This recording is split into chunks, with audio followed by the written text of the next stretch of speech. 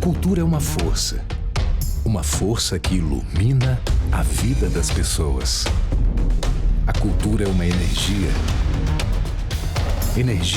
que gera movimento, energia que conecta, aproxima, emociona, que toca cada um de nós de um jeito diferente. A cultura é tudo aquilo que transforma. A CEMIG, maior incentivadora da cultura de Minas, aplaude de pé este espetáculo.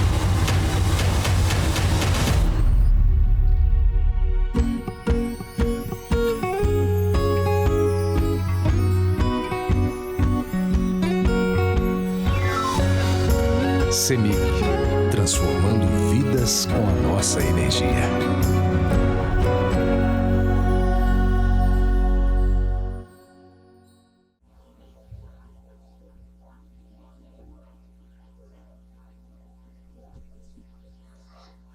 Boa noite. Sejam todos muito bem-vindos, bem-vindas e bem-vindes, né?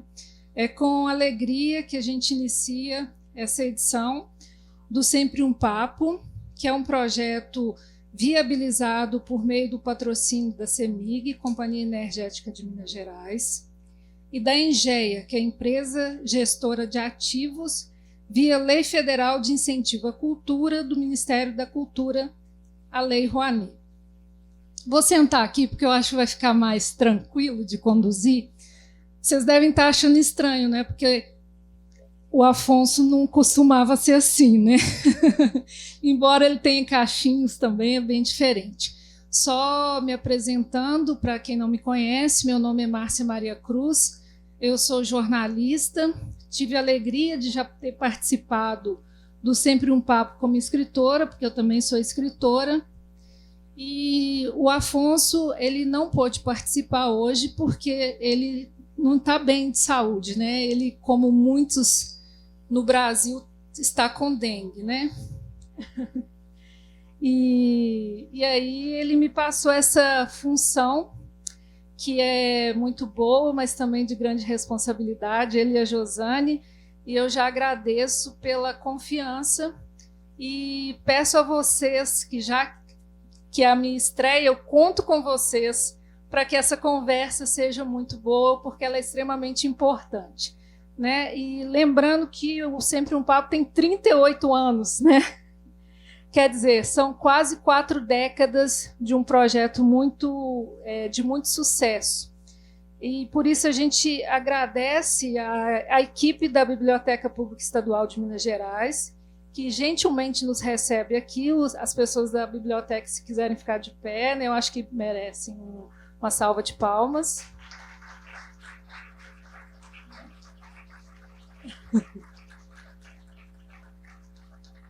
Como eu disse, né, o Sempre um Papo é um projeto de incentivo ao hábito de leitura, criado há 38 anos pelo Afonso Borges. Antes da gente começar, eu gostaria de fazer alguns combinados. O Jefferson, ao final da nossa conversa, ele vai autografar os livros, né, que eu acho que é um momento que todos estão esperando, mas a gente só pede para que seja lá logo lá na frente, né, Josane, aqui na entrada, no hall de entrada, para que a gente possa organizar. Ele vai sortear 2 livros, então, autografados, 2 sortudos ou sortudas, e um novo também, né? E outra coisa, o Sempre um Papo vai convidar 5 pessoas para participar desse momento, lendo trechos do livro O Avesso da Pele. Então, quem está com os livros aí já pode preparar e selecionar um trecho, que ao final nós selecionaremos 5 pessoas para fazer essa leitura. Mas é apenas 1 minuto, viu, gente? Por favor. Sem mais delongas, eu gostaria de chamar, então, o nosso convidado hoje, o escritor Jefferson Tenório.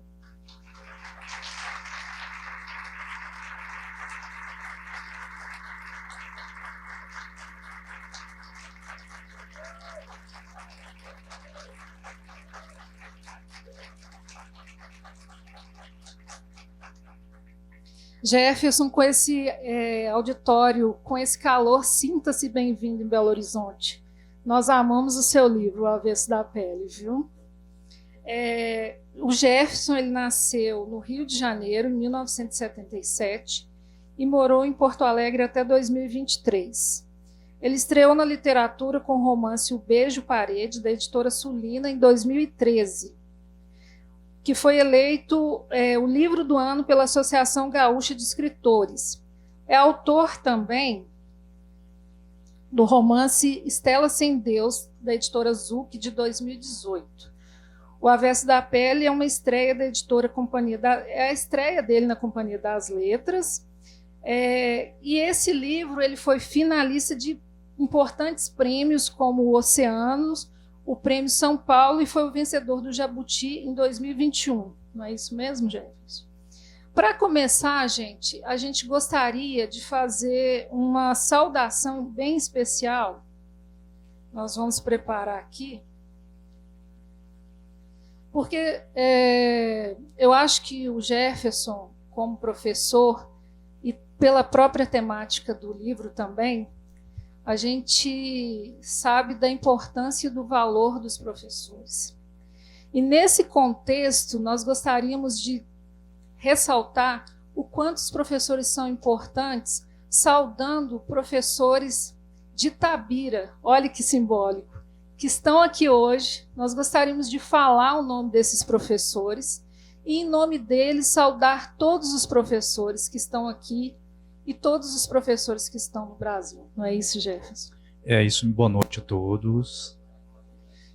Acho que a ocasião pede que a gente valorize ainda mais essa profissão que é tão importante e que tem a ver também com o Avesso da Pele. Então a gente vai aqui dizer o nome desses professores, é um modo de a gente agradecer a todos os professores que estão aqui hoje.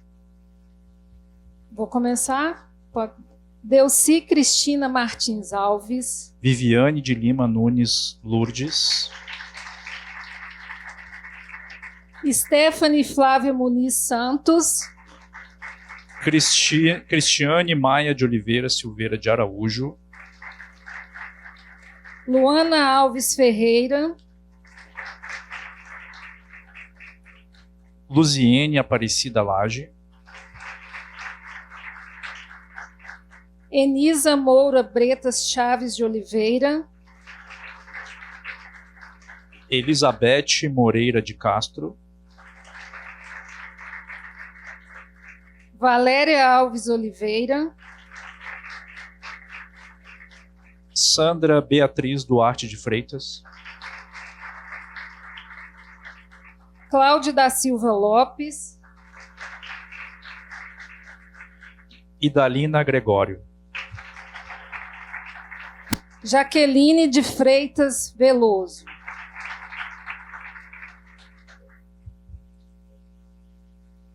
Bom, o Jefferson, ele completou 47 anos no dia 8 de março, não foi isso, Jefferson? É um dia bastante importante, que também é o Dia Internacional das Mulheres, e o Jefferson, ele comemorou, mas ele fez um apontamento, que ele estava comemorando o aniversário, mas ele estava passando por um momento de muita turbulência, digamos assim. E a turbulência a que ele se referia está diretamente relacionado ao livro Avesso da Pele. Com certeza vocês acompanharam, né, uma diretora de uma escola no Rio Grande do Sul publicou um vídeo absurdo falando sobre a linguagem do livro. Né? Esse vídeo, que nunca deveria ter sido gravado, acabou desencadeando uma série de outras ações. E, por incrível que pareça, em pleno 2024, secretarias de educação pediram para recolher o livro. Né? Isso aconteceu no Paraná, Goiás e Mato Grosso do Sul. E é sobre isso que, em função dessa censura que o livro sofreu, que nós estamos fazendo essa conversa aqui hoje. Né? Lembrando que O livro aborda temas importantes, né? Por exemplo, a questão da violência policial, que muitas vezes a gente sabe atinge pessoas negras nesse país, pessoas pretas e pardas de uma forma absurda. E o livro trata também da questão da qualidade das escolas, né, das escolas públicas, e trata sobre outros assuntos, né, sobre relacionamentos, sobre a questão da própria literatura, da educação, do ensino. São milhares de possibilidades de leitura desse livro, e uma pessoa que é diretora de uma escola se apega a uma frase totalmente descontextualizada e vai para as redes e faz esse alvoroço todo. Eu gostaria de começar, Jefferson, te perguntando como que você recebeu essa notícia, né, e como que esse vídeo chegou até você, e o que representou esse movimento de censura. Bem, antes eu gostaria de fazer uma menção aqui ao Afonso Borges, que é o idealizador do Sempre um Papo, e é um grande amigo também, é alguém que tem um coração grande, que consegue agregar tanta gente, uma pessoa muito especial, um lutador aí pela cultura, e sem ele isso aqui não estaria acontecendo. E então um abraço aí pro Afonso e melhoras, espero que fique bem logo, porque nós precisamos dele na luta contra essa barbárie, né, que vem acontecendo. Bem, a notícia chegou um dia depois de eu ter chegado de Havana. Eu estava numa feira literária em Cuba, participando junto com outros escritores, com a Conceição Evaristo, com a Jarid Arraes, o Emicida e outros artistas, né, que estavam nessa parceria que foi Cuba e Brasil. E cheguei e comecei a postar as fotos de Cuba, né? Inclusive eu tenho uma foto no meu Instagram que está escrito Cuba bem grande, assim, em cima, né? Eu acho que isso pode ter desencadeado alguma coisa também. Depois eu fiquei analisando, porque foi muito sintomático, assim, né? Aí um dia depois eu estava planejando o que fazer no meu aniversário com amigos, e aí começou a circular alguma coisa de um vídeo, e aí alguém me marcou, e aí, como eu estava com amigos, eu dei uma olhada assim, mas eu não escutei o áudio, assim, eu só vi que estava. No dia seguinte, eu gosto de escrever de manhã, e eu estou terminando um livro, quer dizer, estava terminando depois disso tudo, né? Estava terminando o próximo livro, e aí é quando a minha assessora me mandou o vídeo e disse: Jefferson, você está acompanhando o que está acontecendo? E eu disse: não, eu estou aqui, né, escrevendo, estava treinando inclusive meu espanhol depois de ter voltado de Cuba. E aí recebo então a postagem. Eu não tinha lido ainda a postagem da diretora. E aí quando eu fui ver o vídeo, assim, eu fiquei, primeiro eu fiquei muito surpreso pela criatividade, né, de feito uma interpretação como aquela, assim, né? E curioso porque a interpretação do trecho, que causou toda a celeuma, né, e que tem a descrição dos órgãos sexuais, uma cena de sexo, aquela cena ali específica, que é uma das poucas cenas de sexo, se eu soubesse eu teria colocado mais, né? Porque eu acho que ia vender mais, né? Mas aquelas cenas específicas, né, que aparecem, na verdade, é uma descrição super agressiva, violenta, de como os corpos negros são caracterizados pela branquitude. É isso que está ali, né? Ou seja, como a mulher negra, como o homem negro é visto pela branquitude, como ele é sexualizado. Então, vejam a criatividade, né? Então a pessoa pega aquele trecho, joga assim, dizendo que o livro foi mandado pelo governo, né? Pelo governo Lula, e que foi uma imposição, né, do governo para que os professores utilizassem aquele livro com crianças. Assim, tudo errado, né? Bom, primeiro, aquele trecho, como eu já disse, não tem a ver, né, com o que a diretora estava se referindo, e nem todas as outras pessoas que inventaram, né, um outro avesso da pele. Segundo, não foi o governo Lula que mandou o livro para as escolas, né, ainda foi no governo Bolsonaro.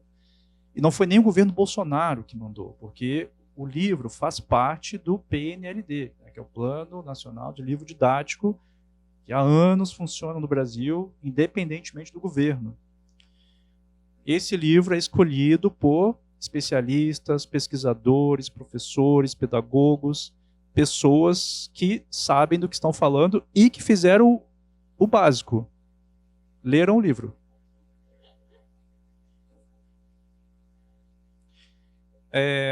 O livro, então, ele entra, depois que ele é aprovado, né? E assim, gente, para um livro entrar para o PNLD, não é fácil não. Assim, o livro, tudo é analisado. Desde a capa, desde a história, a temática, ele é minuciosamente analisado para que ele tenha segurança de entrar dentro da escola. Depois que esse livro vai para a escola, ele entra no catálogo, e os professores, e eu estou dizendo isso porque eu fui professor durante 19 anos no Rio Grande do Sul. Várias vezes eu fiz essas reuniões com os meus colegas de língua portuguesa e literatura, e a gente discutia quais livros a gente ia adotar. Né? Então, não é nenhuma coisa isolada de um professor, você vai discutindo e, eu quero esse livro aqui, o que vocês acham? Né? Está de acordo com o nosso projeto pedagógico, né? E assim por diante. E aí, quando o livro ele até chegar na mão do aluno, vejam quantas etapas, né, ele passou até chegar na sala de aula e começar a fazer a leitura. Além disso, você ainda tem a mediação do professor. Né? Eu acho que é muito difícil que um professor de literatura vai chegar e vai dizer, leia aí o livro e daqui a um mês a gente faz a prova. Né? A gente tem um trabalho, né, pedagógico, em que você faz trabalho em grupos, você vai discutindo o livro ao longo das aulas, o professor vai falando do autor, vai falando da temática, né? Então vai sendo feito um trabalho, né, com esse aluno. Então vejam o absurdo. Uma diretora de uma escola faz um vídeo, o vídeo foi pornográfico, né? Pornográfico no sentido de não se incomodar com a temática verdadeira do livro. Isso é que é o pornográfico. Porque o livro está tratando da violência contra pessoas negras, trata da violência policial, do racismo estrutural. Isso é pornográfico. Isso é que deveria causar escândalo, né? E não as palavras fora de contexto. Então ela vai na rede, uma rede social, diz aquela frase completamente fora de contexto, desconhecendo todo o processo do PNLD. O que demonstra que é alguém que não deveria estar no cargo que ocupa, que é alguém que administra uma escola. E alguém que administra uma escola tem que ter o mínimo conhecimento de como que o livro chega, né, até a escola. Eu fiquei... Oi? Estão me ouvindo? Eu fiquei pensando, Jefferson, o que o professor Henrique falaria para essa diretora? Olha, professor Henrique, eu não sei, mas eu já fui exonerado já de uma da minha primeira eu pedi exoneração, na verdade, né? Da minha primeira escola, onde eu dei aula, no município, que eu não vou falar qual município, lá no Rio Grande do Sul, porque eu não concordava com a direção, não concordava com o modo como a direção tratava os alunos quase como se fosse uma prisão. Assim, né? E nessa escola, especificamente, onde eu pedi exoneração, eu trabalhei menos de um ano. A gente tinha turmas muito difíceis, e para você conseguir dar aula para eles, você tinha que negociar todo dia. Aí eu comecei negociando 5 minutos com eles. 5 minutos que eu podia falar na aula. Não, é sério, era 5 minutos que quem é professor sabe, a luta pelo silêncio na sala de aula é algo... e aí começou assim, né, essa negociação. Gente, eu preciso falar, eu preciso pelo menos orientar vocês o que fazer, né, na aula de hoje. E esse tempo foi aumentando, só que para conseguir convencê-los, eu tinha que dar alguma coisa em troca. E a coisa em troca era levar eles para o pátio. Né? E aí, metade da aula era de português e a outra metade a gente jogava bola. Aí foi aumentando o tempo, até que teve um dia que eu comecei a dar aula só de português, não precisava mais levar para quadra de esportes. E nessa escola, a biblioteca não funcionava. Aí fiz um novo acordo com os alunos. Disse para eles, gente, eu já conversei com o bibliotecário, que não era bibliotecário, era um professor que estava prestes a se aposentar, e estava lá na biblioteca, os livros todos fechados, livros novos fechados. O argumento do professor era, se eu dar na mão dos alunos, vai estragar. E aí eu disse, bom, mas a gente vai ter que, esses livros têm que chegar nas mãos dos alunos. Só que os alunos não se interessavam na biblioteca. Meu acordo com os alunos foi o seguinte, eu dou 1 ponto na média para vocês, se vocês levarem um livro para casa toda semana. Tá, senhor, mas a gente tem que ler o livro? Não. Eu disse, não precisa. Ah, mas como é que... Mas para que eu vou pegar o livro, então? Não, é só para você ir lá conhecer a biblioteca. Vai lá, pega o livro, assina lá no negócio, leva, e aí dava um trabalho, porque eu tinha um monte de turmas, mas eu ia lá, pegava as fichas, olhava se de fato todos, quem tinha pego o livro, e aí colocava... Quando eles viram que eu de fato estava fazendo isso, né, aí a biblioteca virou o lugar mais frequentado da escola. Mas aí, eles começaram... É muito curioso, porque eles começaram assim com um discurso, o professor está dando nota de graça para a gente, né? A gente leva o livro, vai para casa, e eu não leio, eu deixo lá e volto. Mas aí a minha estratégia era o seguinte, primeiro, dizer para eles que a biblioteca existe. Segundo, a convivência com o livro. Conviver com o livro é um modo de vida. É um modo de viver. Carregar o livro para um lado e para o outro, a gente faz isso. Quem gosta de livro faz isso. Pega o livro, mesmo que não vá ler, mas ele está ali junto com a gente. Né? E meu terceiro argumento era que não é possível que durante 1 ano esse menino vai entrar na biblioteca, toda semana vai pegar um livro e ele não vai abrir esse livro em nenhum momento. Então, essa foi uma das estratégias que eu entrei. Só que a diretora da escola não gostava dessas estratégias, né, que eu tinha, e a gente teve uma discussão muito terrível. Eu disse algumas coisas impublicáveis, né,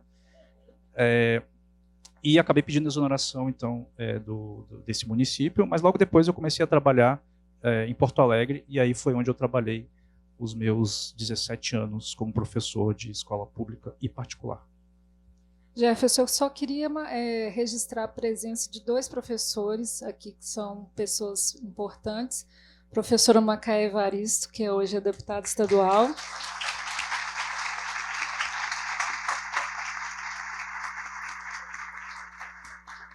E o professor Léo Cunha, que também é escritor.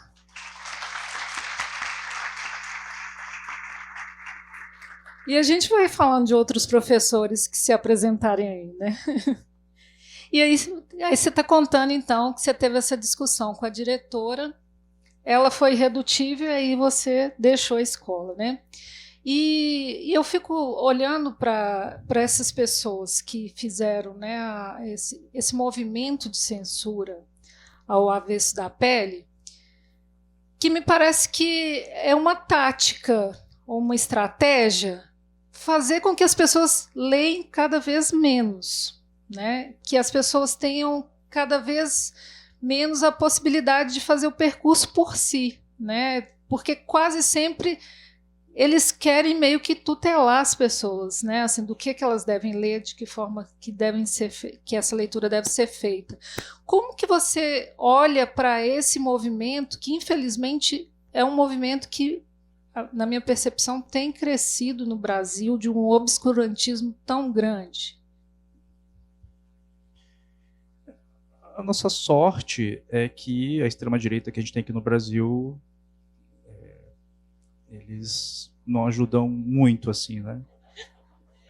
Eu digo, não ajudam no intuito que eles querem, porque se o intuito era fazer com que o Avesso da Pele não fosse conhecido, né, deu errado, né? Mas a gente tem que tomar o cuidado, porque isso também a gente também tem que fazer uma autocrítica e tentar entender por que um discurso de extrema-direita, como a gente tem visto, né, falando do Avesso da Pele, ele é mais efetivo, assim, na busca pelo livro, do que o professor na sala de aula, do que todas as pessoas envolvidas com o livro, né? O que leva as pessoas a se interessarem por um livro? A gente já percebeu que esse tipo de celeuma, né, tudo que tem sido dito, né, do Avesso da Pele, acabou fomentando a curiosidade das pessoas. Mas me preocupa justamente isso, ou seja, que a gente tem que responder essa pergunta: o que nós não estamos fazendo para a formação de leitores? Porque se a gente for depender de atos de censura para que um livro ganhe mais leitores, aí a gente está entrando num lugar bastante perigoso, porque a gente sabe onde isso pode acabar, né? As pessoas estão dizendo: mas o livro não está censurado, a gente pode comprar ele em qualquer lugar, né? Mas vejam, a gente está falando de algo muito sério, que é a recolha de livros de um ambiente escolar, um lugar de formação de cidadãos, um lugar onde você vai formar as pessoas para ir para a sociedade. E aí você está privando essas pessoas de fazerem discussões sérias, discussões fundamentais para a nossa sociedade.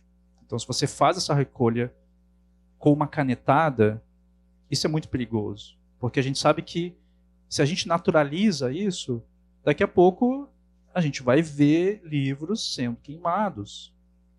A gente já viu isso acontecer, inclusive no Brasil, durante o governo de Getúlio Vargas, em que livros do José Lins do Rego e do Jorge Amado foram apreendidos e queimados em praça pública. Isso aconteceu no Brasil.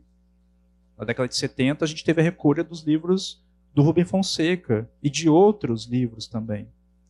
Então a gente precisa tomar muito cuidado para não naturalizar a recolha de livros, seja de qualquer lugar. Você falou da questão da leitura, né? Qual o caminho para que a gente consiga trazer novos leitores? Eu queria fazer uma pequena, rápida colocação, e eu queria que você pudesse falar um pouco sobre isso.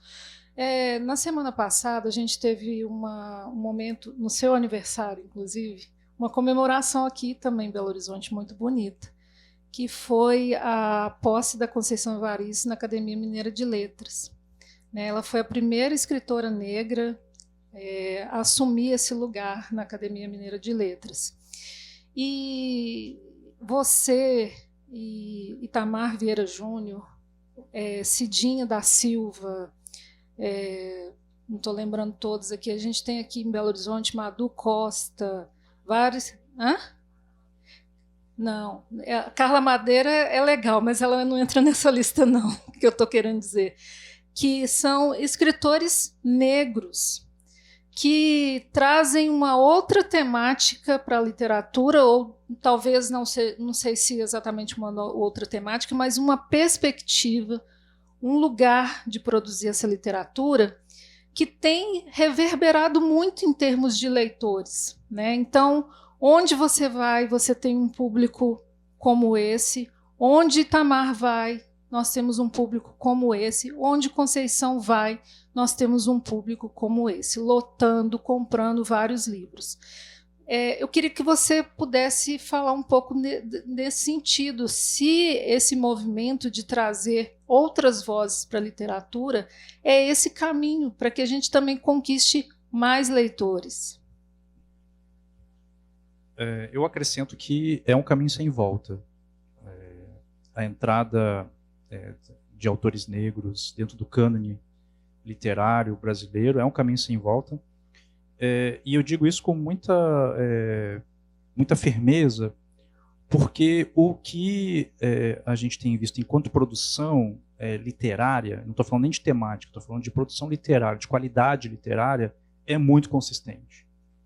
O livro da Ana Maria Gonçalves, Um Defeito de Cor, é uma das grandes obras literárias que o Brasil já produziu.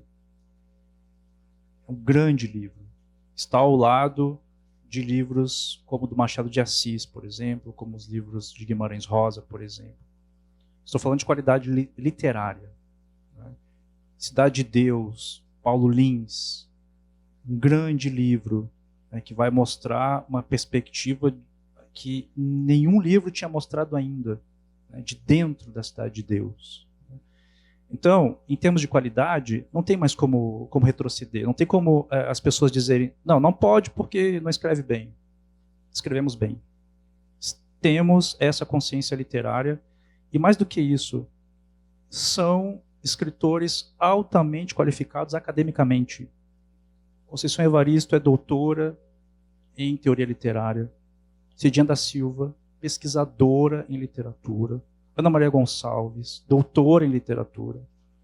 Itamar Vieira Júnior, doutor em literatura. Estamos falando de pessoas que se qualificaram enquanto acadêmicos. Não significa ter a qualificação acadêmica que serão ótimos escritores, a gente sabe disso. Mas, se querem utilizar isso para dizer que não tem qualidade, já provamos que não. Agora, a gente não consegue, ou talvez a gente consiga encher os números dos dedos das mãos, com escritores negros na nossa cabeça. Assim, Então a gente vai contando, daqui a pouco, opa, acabou. Então tem essa projeção de muitos escritores, mas não são tantos assim, se a gente for pensar na história da literatura brasileira.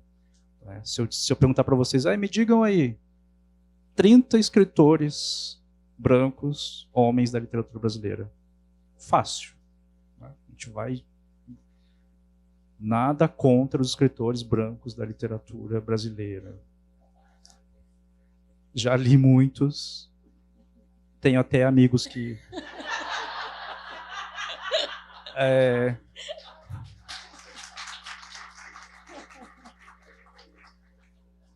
Mas isso que você falou, Márcia, eu acho que é muito importante a questão da perspectiva, ou seja, de onde é que a gente está falando, de que ponto de vista a gente está trazendo.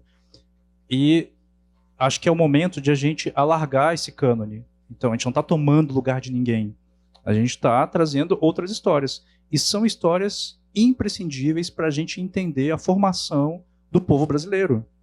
Ou seja, como esse país se formou e os efeitos dessa formação.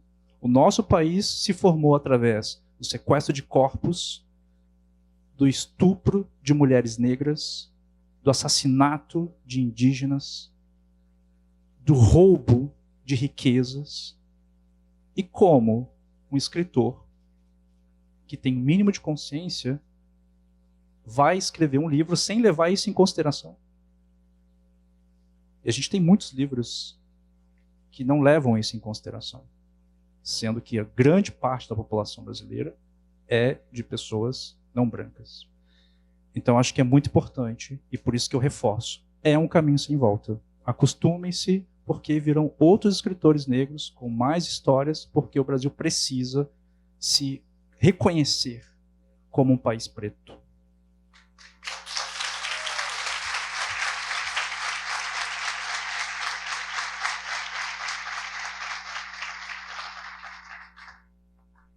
E eu acho que com esse movimento impacta em outros aspectos também, né? Porque você começa a criar uma crítica preta, você começa a criar jornalistas especializados pretos, né? Você movimenta toda essa cadeia. E aí eu fiquei pensando que a gente vamos atiçar esse povo um pouco mais. Quero saber da experiência em Cuba, porque sei que foi você, Conceição, Cidinha, quem mais? Jaride. Como que foi essa presença lá e como que é essa troca, né? Dessa literatura negra em diáspora? Não sei se você usa esse conceito, pode pensar a partir desse conceito. Foi a minha primeira vez, né, em Havana, e me mandaram tantas vezes para lá que eu acabei, de fato, indo, e foi uma experiência de reencontro. A Conceição Evaristo escreveu um texto super bonito, assim, falando do encontro dela com as mulheres negras de Havana e toda a discussão, né, que se deu. E é um sentimento de você reconhecer muitas similaridades, assim, né, e de pensar também na própria ancestralidade, o que significa isso, as coisas que nos unem, né. Eu sou um bandista e em Cuba tem a santeria, né, que é uma religião muito próxima. A própria cultura, o modo de visão de mundo também.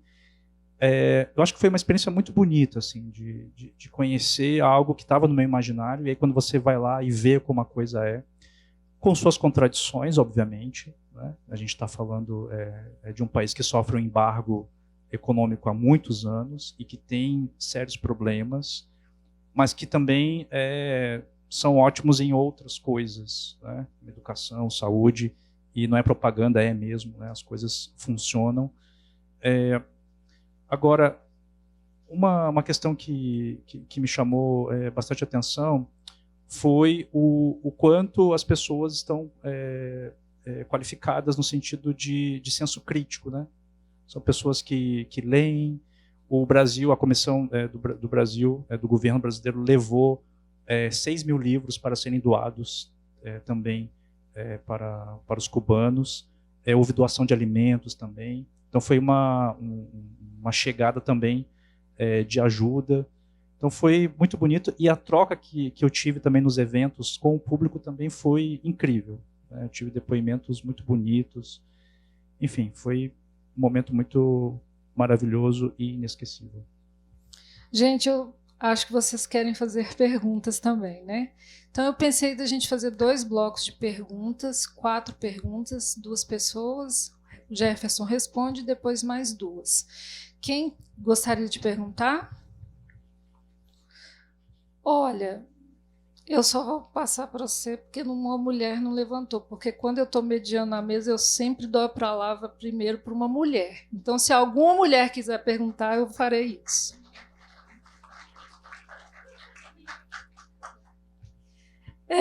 Gente, mas não é nada contra. Eu tenho até tenho amigos homens. Depois eu vou passar para você, tá? Não é, mas eu acho que é importante, sabe por quê, gente? Porque todas as vezes, em todas as palestras que vocês forem, vocês vão ver que os homens sempre falam primeiro. Fala o seu nome, por favor. Sou Samira, professora há 32 anos de literatura, do interior da cidade de Bom Despacho. Professor Jefferson, a minha pergunta é: como trabalhar a sua temática num ambiente conservador, numa cidade conservadora, numa escola conservadora, com as famílias conservadoras? Leandro. Aqui, por favor. Aqui, ó, Leandro. Boa noite. Eu amei o seu livro. Li num fim de semana. A minha pergunta, na verdade, é sobre a questão da sexualidade que está presente em vários livros. Clarice Lispector, Raduan Nassar, entre outros, e no seu livro, magistralmente. e tudo o que concerne a sexualidade está sendo banido, está sendo censurado, não só no seu livro. Marçal Aquino é um outro exemplo também. Eu queria que você comentasse, se possível. Acho que as duas perguntas acabam, né, se complementando, né? Então, trabalhar literatura em lugares conservadores é um grande desafio. A sua escola é particular ou pública? A pública, você ainda até tem algumas estratégias assim de como lidar. A particular já é um pouco, envolve outras coisas daí, né? Eu não tenho a receita assim para dizer como trabalhar um livro num ambiente hostil a temas sensíveis como a da sexualidade. O que eu posso dizer, e é o que eu tenho dito, é que o professor tem que conhecer sua turma, né? Tem que conhecer os seus alunos, saber qual é a maturidade daqueles alunos para você levar determinadas discussões. Quando eu levei o quarto de despejo da Carolina Maria de Jesus, por exemplo, para uma escola particular, uma escola de elite lá no Rio Grande do Sul, os alunos não conheciam a Carolina. Eu dei a lista de leituras obrigatórias e um dos livros era o quarto de despejo. Não falei nada da Carolina. Não disse da vida dela, não falei que ela que ela passou, da biografia, não disse nada. Aí marcamos o dia, os alunos trouxeram. Aí comecei a ouvir reclamações, né, assim, de alguns alunos. Mas ela só repete a palavra fome, que ela passa fome todo dia, que livro chato, e que não sei o que e tal. E vamos continuar lendo, né, e tal. Aí depois teve o momento do seminário, né, que eu fazia 2 avaliações. O seminário, que era todo mundo falava sobre o livro, e depois a prova escrita. E aí no seminário, que era o momento assim o que eu mais esperava. A prova eu fazia porque tinha que fazer, né? Mas o que eu queria mesmo era a discussão ali do momento. E aí, esse momento é muito legal, né? Porque aqueles alunos que estavam reclamando, né, ouvindo os outros colegas falando do livro, eles meio que mudavam, né, o posicionamento deles e já não achavam o livro tão chato assim. E alguns até ficavam envergonhados de ter falado o que falaram, né? Porque uma aluna uma vez disse sobre esse livro: como é que vocês podem achar chato uma pessoa que passa fome todos os dias? Como é que vocês podem achar um livro ruim alguém que está dizendo que não pode passar um dia sem escrever? E aí, naquela discussão, naquele debate, eu conseguia ganhar os alunos, mesmo aqueles que não gostavam do livro. Agora, eu acho que não é só no ambiente conservador que é difícil. E eu digo isso porque a literatura não cabe na educação. Eu digo, não cabe no sentido de que a literatura não se escolariza a educação. Não se escolariza a literatura. Não se escolariza a arte. A arte e a literatura é anterior à escola. Por isso que ela vai causar algumas tensões. E é uma tensão, em até certa medida, necessária. Mas, quando ela ultrapassa essa medida e vira uma outra coisa, né, que é a proibição, a ameaça, aí é outra coisa. Agora, ela tem... O papel da literatura e da arte é justamente de tirar as pessoas um pouco do seu lugar, né? E respondendo a sua pergunta aqui para encerrar, a questão da sexualidade, e assim, vou dizer de novo, o meu livro não é erótico, tá, gente? Se alguém for comprar o livro achando que vai ficar um pouco frustrado, porque, de repente, eu vou ter que fazer agora um livro, né? O Avesso da Pele, ele é um livro sobre a relação delicada entre um pai que se foi, né, e um filho que vai rememorando a vida desse pai, né?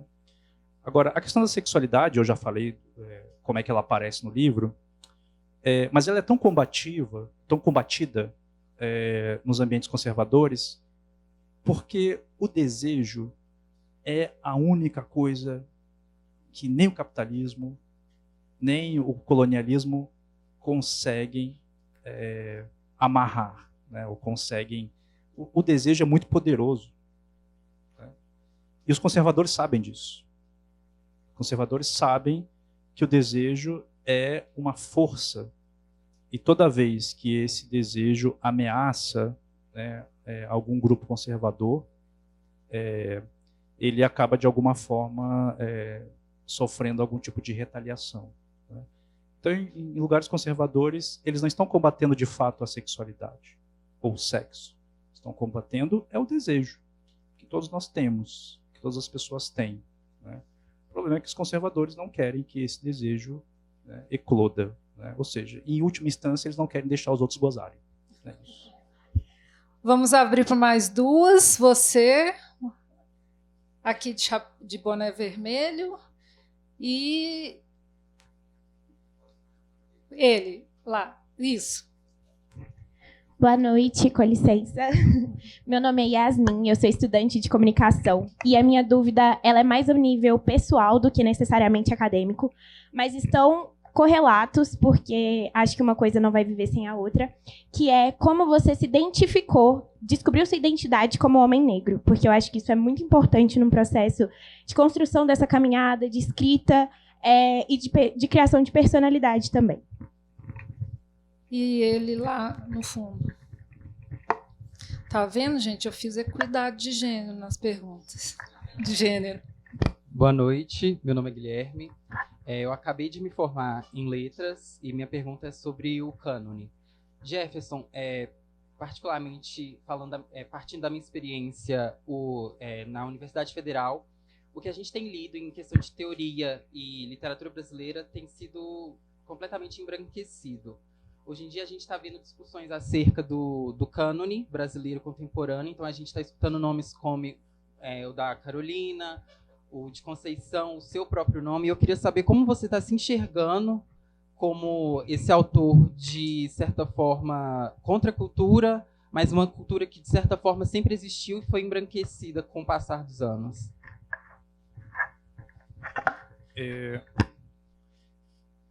O Machado de Assis, quando eu fazia graduação, ele era branco.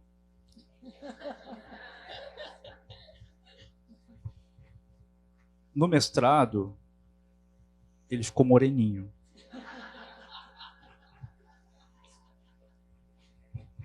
E no doutorado, ele enegreceu, né? Virou negro. E isso tem a ver com a minha trajetória enquanto identidade e me colocar como homem negro. Primeiro, porque as histórias das pessoas negras no Brasil elas são muito parecidas, sobretudo quando nós somos acusados de ser negros. E eu utilizo essa palavra acusação de propósito. Na infância, somos acusados de sermos negros, e essa acusação promove uma mutilação identitária. Mutilação também é uma palavra proposital. A mutilação identitária significa o quê? Significa que, quando você é acusado de ser negro, no lugar dessa mutilação é colocada uma cor. E essa cor significa que você perdeu um pedaço da sua humanidade. Então essa é a relação. Quando alguém é chamada de negro, quando ela é identificada como uma pessoa negra, o que está sendo colocado ali agora você tem uma cor, e essa cor diz que você é menos humano. O modo de regenerar essa mutilação, porque a gente luta justamente a vida toda para regenerar essa mutilação, é através da consciência racial. É quando você se olha, percebe que você é um ser humano, percebe que você é bonito, que aquela cor é bonita, e a partir desse entendimento é que você começa a se regenerar. É o momento em que você começa a entender que você tem direitos. que você pode entrar numa universidade. E aí eu chego na sua pergunta. A grande revolução silenciosa dos últimos anos no Brasil foi a entrada de pessoas negras na universidade pública. É por causa desses alunos que entraram pelo sistema de cotas, e eu sou um deles. Eu fui o primeiro aluno cotista a me formar na Universidade Federal do Rio Grande do Sul, em 2010. E logo depois vieram outros alunos e mudaram a cara da universidade pública no Brasil. E não só a cara, mas também o programa de ensino, as bibliografias, a valorização de livros escritos por pessoas negras, e depois esse efeito na sociedade. Então, não é à toa que hoje, isso não é de graça, né? Porque a branquitude decidiu que não, agora a gente vai ter o Itamar, vamos ter a Ana Maria Gonçalves, o Jefferson. Não, isso é o resultado de uma luta, e uma luta histórica. Para a gente estar aqui hoje, é porque a Lélia Gonzalez lá atrás, é porque Angela Davis lá nos Estados Unidos lutaram para a gente estar aqui hoje. Então, eu vou dizer que uma fala de uma pessoa branca, de uma mulher branca, que é a Fernanda, filha da Fernanda Montenegro, a Fernanda, você sabe, Fernanda Torres, ela disse uma coisa muito interessante no Roda Viva: a branquitude está perdida. As pessoas negras, indígenas, a gente está se achando, e coletivamente. A gente sabe o sentido do coletivo. Quando a gente não chega sozinho, a gente chega junto. E vem a comunidade, vem os orixás, e vem tudo. A gente chega junto mesmo. E a branquitude só aprendeu chegar sozinho. Então, eu penso que se a gente consegue fazer todo esse movimento hoje em torno do avesso da pele, e aí a gente tem os aliados brancos, e que é importante que a gente tenha aliados brancos, né? Isso é uma coisa que a Sueli Carneiro diz, que é bem importante. Todas as pessoas brancas, de alguma forma, se beneficiaram do processo escravagista no Brasil. Todas. Qualquer geração. Se você pegar uma pessoa branca e perguntar onde é que estava seu bisavô ou seu tataravô, de alguma forma, essa pessoa se beneficiou. Agora, nem todas as pessoas brancas são signatárias do racismo. Nem todas as pessoas brancas são racistas. E a gente tem que estender a mão para essas pessoas, dar a mão para essas pessoas, para que justamente juntos a gente consiga acabar com o racismo. E, para terminar, certa vez me perguntaram, uma pessoa branca me perguntou: Jefferson, como é que a gente faz para acabar com o racismo? E aí eu refleti por 10 segundos e respondi: eu não sei, porque esse problema não é meu.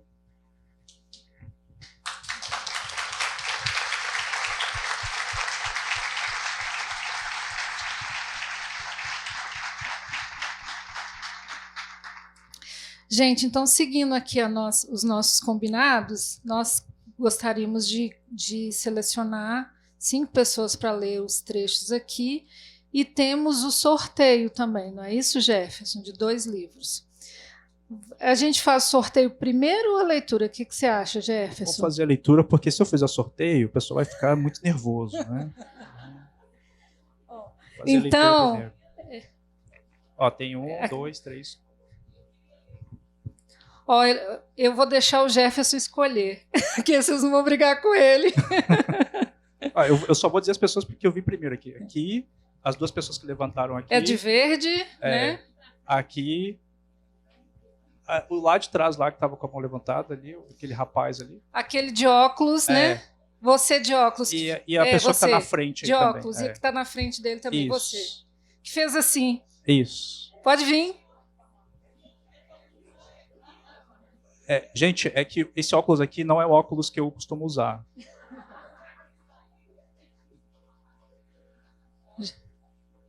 A gente faz 6 leituras, então, 6, daí você...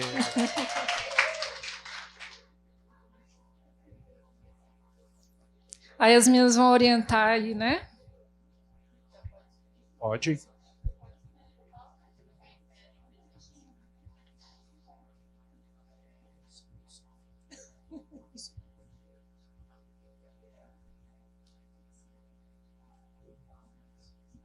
Ô, gente, antes eu só queria que todo mundo desse uma salva de palmas para o intérprete de Libras.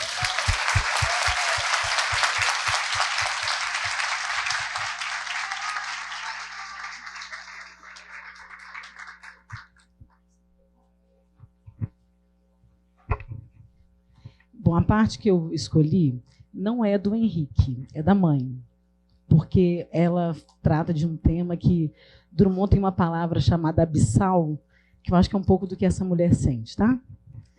É o seguinte, página 43, quem tiver aí.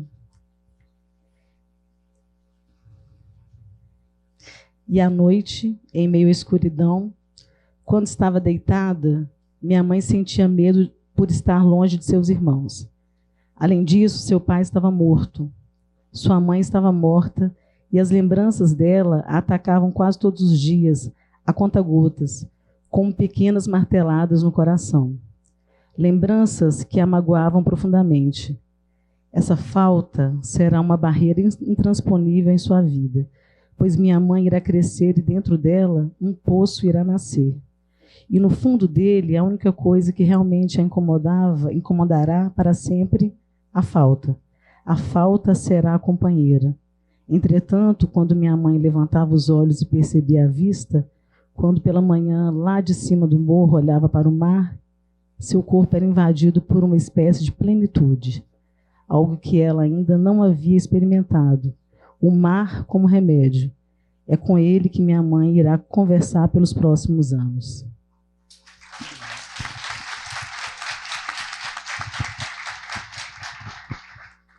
Eu escolhi o trecho da página 181. O Pedro estava conversando com a tia Luara, e aí o Pedro pergunta para a tia Luara, né? Como que você suportava tudo isso? Aí a tia fala, tudo o quê? Aí é a resposta dela. Minha tia me olhou com tristeza e disse que a gente se acostuma. A gente se acostuma com tudo. A gente se acostuma quando você caminha na rua e as pessoas recolhem as bolsas e as mochilas. A gente se acostuma. Quando os próprios homens preferem as negras mais claras, a gente se acostuma a ser só. A gente se acostuma a chegar numa entrevista de emprego e fingir que não percebeu a cara desapontada do entrevistador.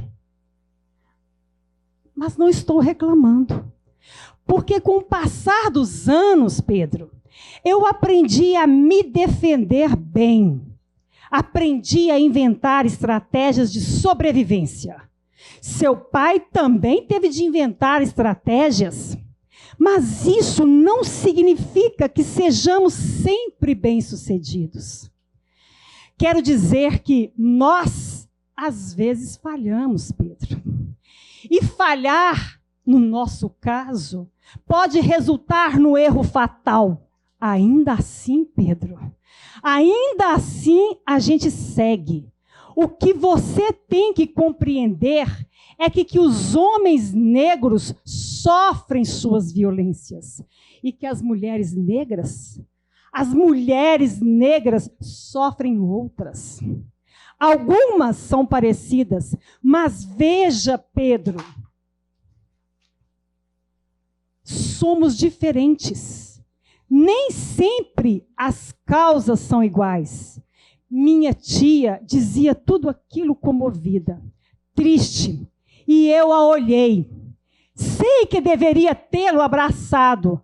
Quando o almoço terminou, pedimos a sobremesa. E ela perguntou como iam meus estudos.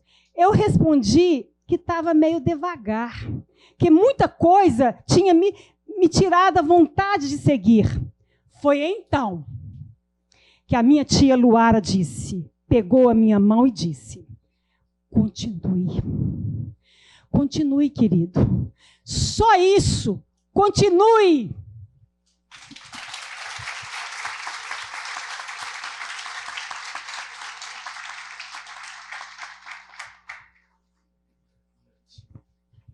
Boa noite. Meu nome é Kelvin e a parte que eu selecionei para ler foi o capítulo 4 da parte chamada O Avesso. Página 60. Certa vez, quando eu tinha 9 anos, você me perguntou quem era Deus. Lembro que estávamos caminhando pela rua procurando uma sombra para descansar. Estava quente, um calor que não era insuportável, mas que nos incomodava. Então, quando encontramos um banco embaixo de uma árvore, você olhou para algumas pombas que ciscavam por ali, naquela praça mal cuidada, e me perguntou: Pedro, você sabe quem é Deus? Eu não fazia a mínima ideia do que tinha feito perguntar uma coisa daquelas para um menino de 9 anos. Lembro que recém havia terminado de ler um livro sobre vampiros, lendas e histórias de terror. Então, quando você me perguntou quem era Deus, pensei em dizer: não sei. Acontece que você detestava quando eu dissesse não sei. Você dizia: filho, nunca podemos saber de tudo. Mas olhe, não responda não sei. Diga então que precisa pensar, que precisa de tempo. No entanto, naquele dia, eu não queria pensar. Estava quente e eu só tinha 9 anos. Mas eu lembrei do meu livro sobre lendas de terror e respondi que achava que Deus era um fantasma que morava no céu. E, quando eu disse isso, você me olhou com um certo espanto e vi seu rosto se iluminar com alegria, como se eu tivesse dito a coisa mais importante do mundo. Talvez hoje eu compreenda porque você ficou comovido com aquela resposta. Conforme fui crescendo, suas perguntas foram ficando mais complexas. E confesso que às vezes eu não queria ser profundo. Eu queria apenas brincar e ser como os outros filhos eram com seus pais. No entanto, agora eu sei que você estava me preparando. Você sempre dizia que os negros tinham de lutar, pois o mundo branco havia nos tirado quase tudo, e que pensar era o que nos restava. É necessário preservar o avesso, você me disse. Preservar aquilo que ninguém vê, porque não demora muito e a cor da pele atravessa nosso corpo e determina nosso modo de estar no mundo. E por mais que sua vida seja medida pela cor, por mais que suas atitudes e modos de viver estejam sob esse domínio, você, de alguma forma, tem de preservar algo que não se encaixa nisso, entende? Pois entre músculos, órgãos e veias existe um lugar só seu, isolado e único. E é nesse lugar que estão os afetos. São os afetos que nos mantêm vivos. Lembro que você fazia um grande esforço para ser entendido por mim. Eu era pequeno e talvez não tenha compreendido bem o que você queria dizer. Mas, a julgar pela água dos seus olhos, me pareceu importante.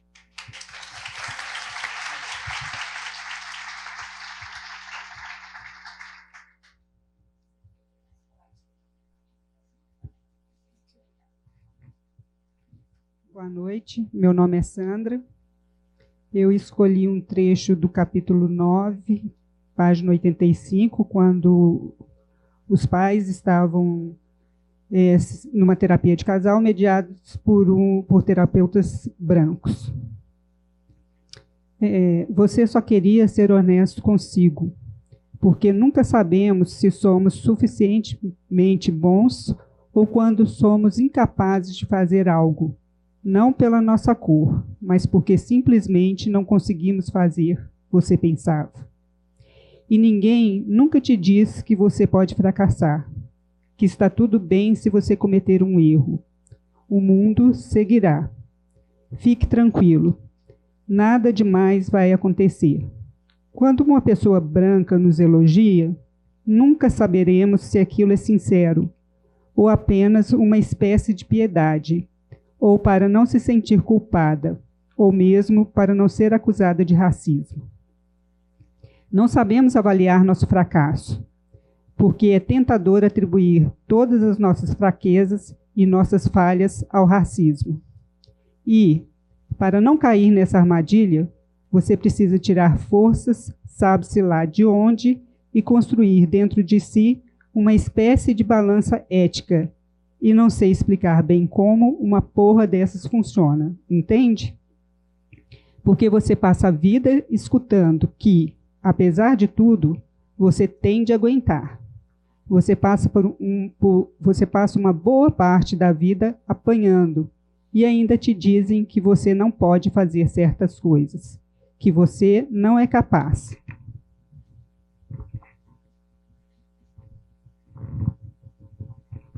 E para sobreviver, porque é assim que você vê a vida, um tumulto vital com o qual você tem de lidar apesar da cor da sua pele.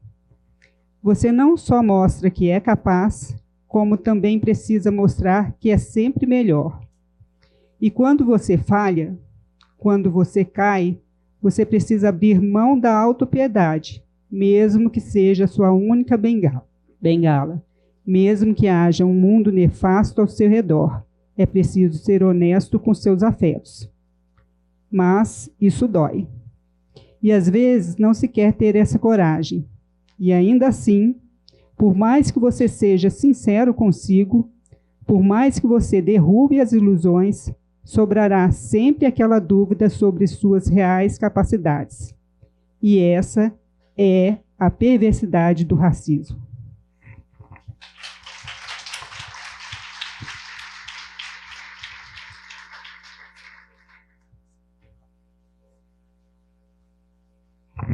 Bom, a parte que eu escolhi, havia até grifado aqui, foi uma parte do capítulo 4.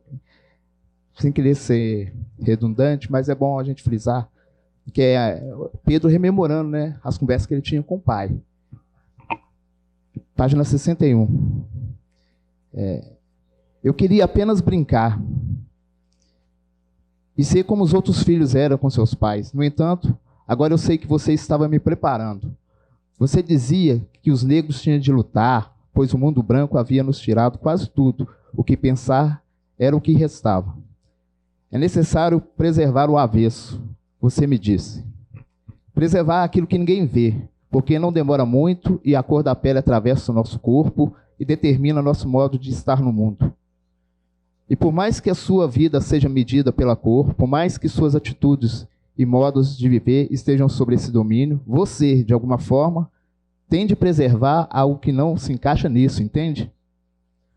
Pois entre músculos, órgãos e veias existe um lugar só seu, isolado e único. E é nesse lugar que estão os afetos. E são esses afetos que nos mantêm vivos. Essa parte do livro me fisgou porque fala de afeto e sentimento. O ser humano é feito de células, carne, osso, mas, sobretudo, sentimentos. E temos que valorizar os sentimentos independente do avesso, da cor da pele. Então, assim, independente da cor da pele, tem sentimentos ali. Isso que me fisgou no livro que eu gostaria de ler. E eu agradeço.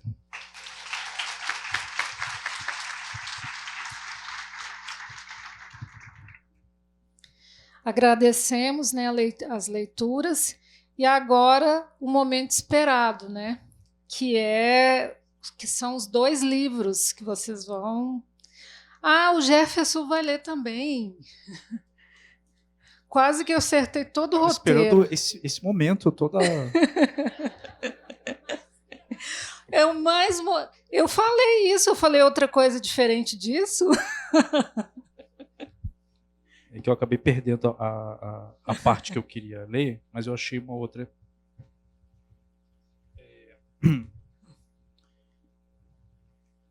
Quando você morre, 167. Quando você morre, quando seu coração para, não importa o que você fez da sua vida, não importa quantos planos você deixou para trás, quantas pessoas você magoou, quantas te magoaram, quantas vezes você perdeu ou ganhou. Importa o que você estava fazendo no momento de sua morte. Então, quando você pôs os pés na escola, os alunos estavam ansiosos te esperando. Eles queriam saber onde estava o cara que você havia prometido trazer. Vai dizer que você enganou a gente, disse um deles. Você respondeu que não tinha enganado ninguém. Ao entrar na sala, você pediu que fizessem uma roda com mesas e cadeiras. Eles obedeceram porque estavam confiando em você. Depois, quando todos estavam sentados, você abriu a pasta, tirou uma das folhas e distribuiu para cada um deles. Tratava-se de um texto. Alguns perguntaram o que era aquilo. Cadê o cara, professor? Você respondeu que dali a pouco eles iam começar a entender o que estava acontecendo. Você levantou e começou a ler o texto que você tinha distribuído para os alunos. Eram trechos de Crime e Castigo, de Dostoiévski. Na verdade, você não estava lendo. Você estava dizendo os trechos porque naquele dia em que você prometera trazer um assassino de 2 pessoas, era em Raskolnikov que você estava pensando. E então você passou dias de angústias pensando como que iria levar Crime e Castigo para aqueles alunos. Logo eles, os que não entendem nada, os perdedores. Você não tinha alternativa. Tinha de cumprir o prometido. E então você releu o Crime e Castigo em casa, selecionou as partes que julgou mais contundentes, tirou uma cópia e depois de reler, você se pôs a memorizar os trechos. Fez isso porque não podia simplesmente ler o texto com eles. Você tinha de contar algumas passagens, dizer algumas palavras com mais ênfase, fazer as pausas necessárias, deixar o silêncio falar por si, afagar o léxico, olhá-los nos olhos. E realmente parecia que estava funcionando. A descrição de Dostoiévski os hipnotizava. E entre a narração de uma morte e outra, podia-se ouvir a respiração dos alunos. Teu cansaço havia sumido e uma nova sensação de plenitude começava a tomar conta de você. E você achou que leria 4 páginas, mas acabou lendo mais de 40 páginas. Cada aula vocês liam 6 a 10 páginas, você se preparava, dramatizava e às vezes levantava, fazia gestos incisivos e alguns se assustavam, pareciam angustiados. E então, no fim de uma aula, um aluno chamado Peterson foi falar com você. Queria saber qual era o castigo que o Raskolnikov teria por cometer aqueles crimes. Peterson morava com 2 irmãos. Os pais morreram e quem sustentava a casa era o mais velho. Peterson ainda estava na escola por um milagre. Há muitas formas e motivos para desistir da escola. Peterson era negro, tinha 17 anos.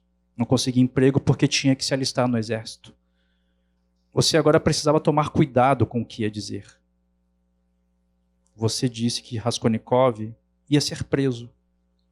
Peterson te olhou e depois perguntou se Raskolnikov era uma pessoa real. Você respondeu que não, mas que poderia ter sido. Vocês passaram a conversar sobre a história e enquanto você arrumava suas coisas, na saída, vocês foram a pé em direção à parada de ônibus. Se alguém perguntasse, você poderia dizer que estavam indo para São Petersburgo.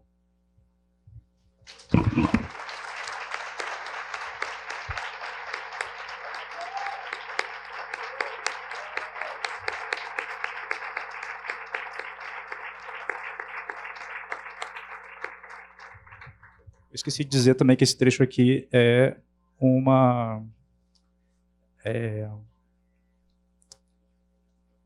plano de aula. Muito bom. Como trabalhar crime e castigo em sala de aula.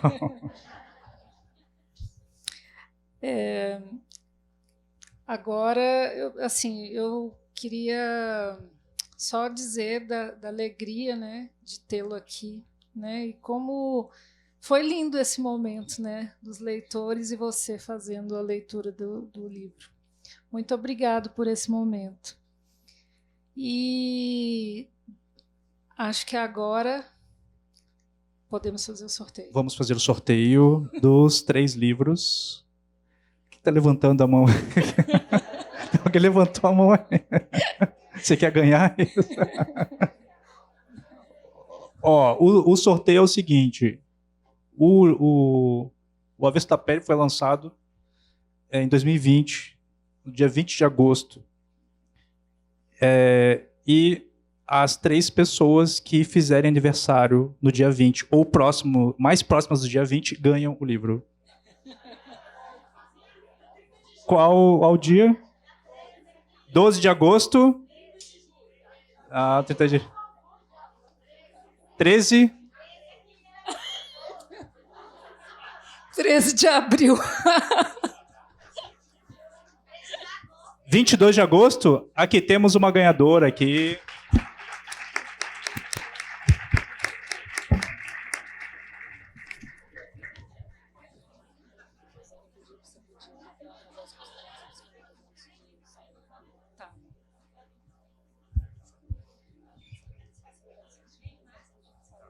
Quem mais? Quando? 13? Tem muita gente com dia 13, aí tem que ser mais. Não? Quem são as pessoas que fazem dia 13, então, de agosto? Quem vem, então, por favor? Professora.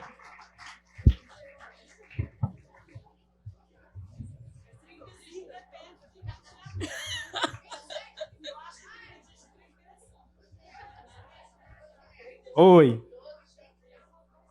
Vou autografar daqui a pouco. 30 de julho. Vamos se manter no mês, né, de agosto. 12 de agosto. 12 de agosto. Pronto.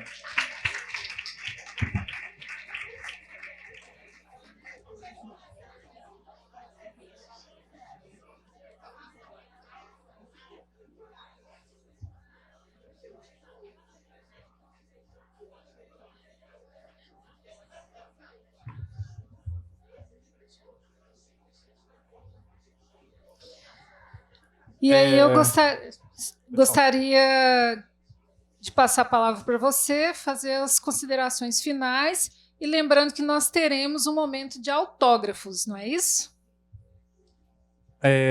Bom, as considerações finais, só agradecer. Né? Tem que sentar. As câmeras, desculpa. Agradecer, então, a presença de vocês. E que a gente continue na luta de uma defesa que é primordial para que a gente tenha uma palavra tão gasta que é cidadania. Né? A gente não nasce cidadão, a gente se torna cidadão, pegando aí a frase da Simone de Beauvoir. A gente se torna cidadão justamente lendo, nos tornando leitores. Né? Então, que a gente continue aí nessa luta e não definitivamente a censura.